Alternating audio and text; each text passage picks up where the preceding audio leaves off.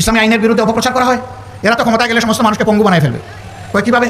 বলে যে এই দেশের মানুষ, বেশিরভাগ মানুষ জনগণের সম্পদ চুরি করে, তো বেশিরভাগ মানুষের হাত কাটা যদি যায় তাহলে তো এই সমাজটা হাত কাটা বাহিনীর সমাজ হয়ে যাবে। না, হাত কাটা যাবে। এই আইন জারির পরে এই ধরনের অপরাধ যারা করবে তাদেরকে বলে দেওয়া হবে এখন থেকে এই অপরাধের সাথে যাদেরকে পাওয়া যাবে তাদেরকে মারি। 2 নম্বর দেখা হবে যে লোকটি চুরি করেছে সে কি পেটের জ্বালায় যন্ত্রণায় আগুন নিবানোর জন্য চুরি করেছে।